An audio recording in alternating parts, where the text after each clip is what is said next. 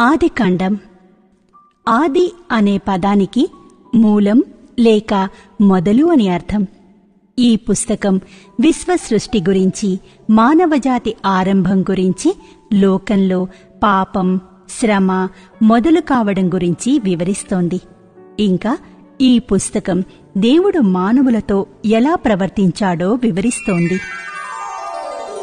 ఆదికాండం మొదటి అధ్యాయం. ఆదియందు దేవుడు భూమ్యాకాశములను సృజించెను. భూమి నిరాకారముగాను శూన్యముగాను ఉండెను. చీకటి అగాధ జలముపైన కమ్మియుండెను.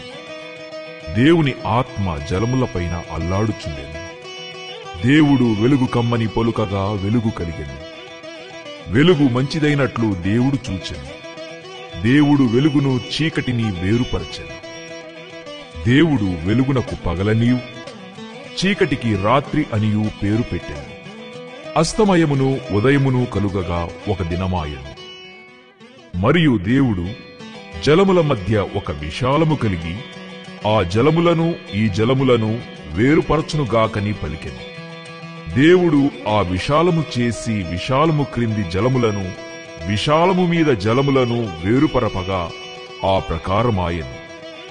దేవుడు ఆ విశాలమునకు ఆకాశమని పేరు పెట్టెను. అస్తమయమును ఉదయమును కలుగగా రెండవ దినమాయెను. దేవుడు ఆకాశము క్రిందనున్న జలములొక చోటనే కూర్చబడి ఆరిన నేల కనబడునుగాకని పలుకగా ఆ ప్రకారమాయెను. దేవుడు ఆరిన నేలకు భూమి అని పేరు పెట్టెను. జలరాశికి ఆయన సముద్రములని పేరు పెట్టెను. అది మంచిదని దేవుడు చూచెను.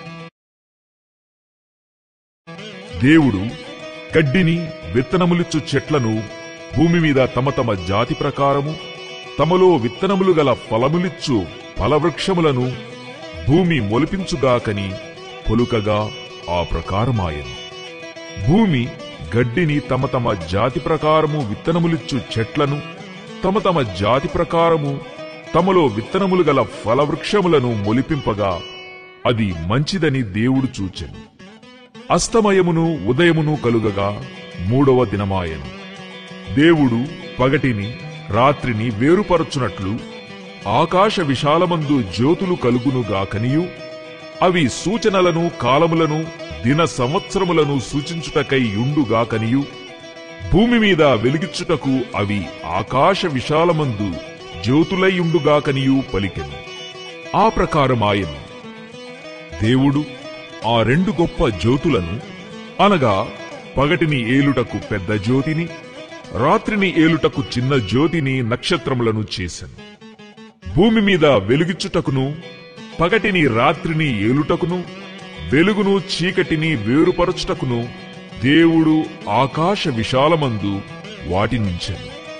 అది మంచిదని దేవుడు చూచెను. అస్తమయమును ఉదయమును కలుగగా నాలుగవ దినమాయెను. దేవుడు జీవము కలిగి చెలించు వాటిని జలములు సమృద్ధిగా పుట్టించుగాకనియు పక్షులు భూమిపైని ఆకాశ విశాలములో ఎగురుగాకనియు పలికెను.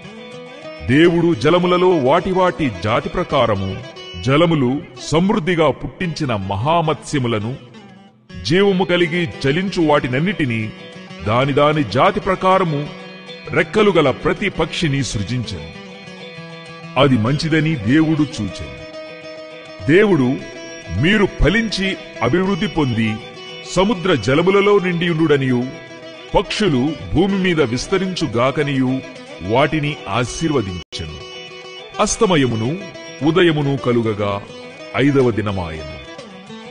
దేవుడు వాటి వాటి జాతి ప్రకారము జీవము గల వాటిని అనగా వాటి వాటి జాతి ప్రకారము పశువులను పురుగులను అడవి జంతువులను భూమి పుట్టించుగాకని పలికెను.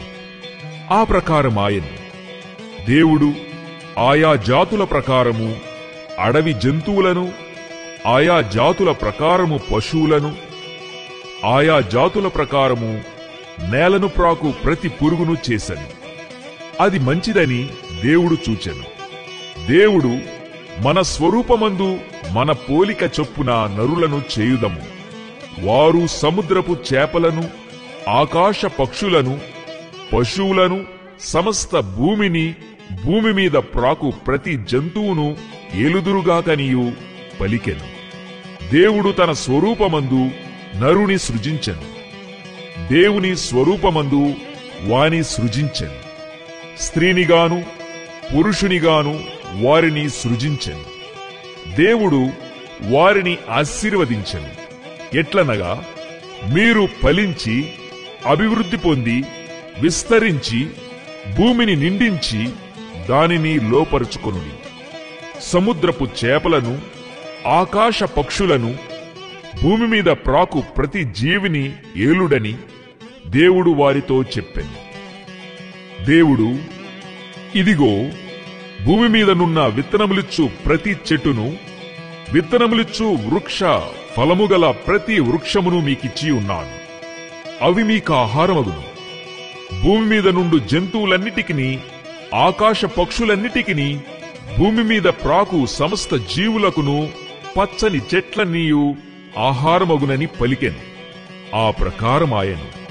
దేవుడు తాను చేసినది యావత్తును చూచినప్పుడు అది చాలా మంచిదిగా ఉండెను. అస్తమయమును ఉదయమును కలుగగా 6వ దినమాయెను.